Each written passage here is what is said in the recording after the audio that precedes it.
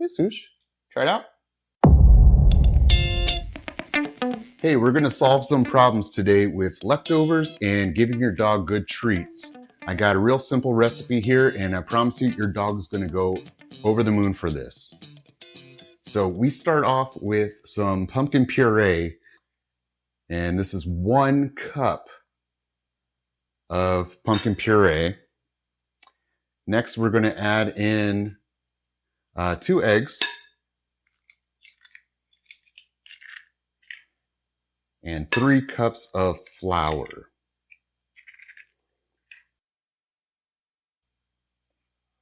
So mixing this up here, a little bit of flour at a time, help you incorporate it. And this is going to end up a bit like Play-Doh.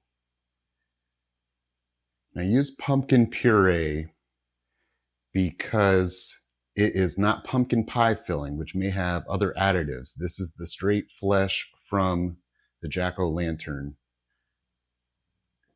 You could find that your dough is a little sticky, depending on the water content of the puree that you make. So I will dust it a little bit more with some flour and help me create that texture that I want. It's got to be like Play-Doh, so it's a lot easier to work with. And I was going for this recipe. I saw that a lot of dog food was under fire for being overprocessed, and just like us, we want good food for ourselves and our loved ones, even the furry 4-legged ones. Then I'm going to roll these out into little snakes and chop them up so we have bite-sized treats for the dog.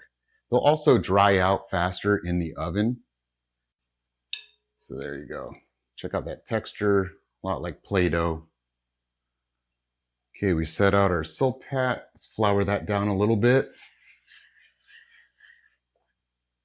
And grab a hunk of that dough. Start rolling it into a snake. Got about thumb's width. You chop it up to little bite-sized nuggets. All right. Filled up the tray, and the rest of this dough I will just wrap up and throw in the freezer. Next time I need it, I'll thaw it out and make some more treats. Let's go ahead and preheat the oven to 350. Oh, bam.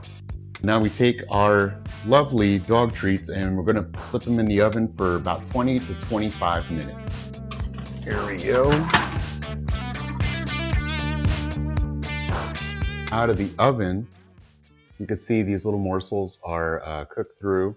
They're still a bit soft, so I would put it in the oven for about 3 or 4 more minutes till they get completely dried out. It's all up to your oven and your level of patience, but when they're shelf stable, it's great to have them wherever you keep your dog treats. All right, we got the dog treats out of the oven, and I'm going to cool them off in a bowl. Let them dry out a little bit on their own. And that's kind of the texture that you want. Clink, clank. And like I said, your dog's gonna love this. It's an easy way to clean up some of that leftover pumpkin from the holidays. You don't know what to do with it. We didn't even carve ours. But yeah, that's it. These little nuggets of goodness for your dog.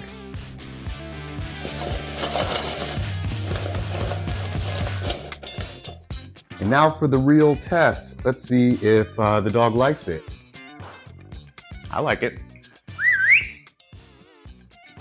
Hey, Tzushih, try it out. Oh yeah. She likes it. Yeah, girl. Yeah, boy. Oh, you're looking for more? Here's the rest.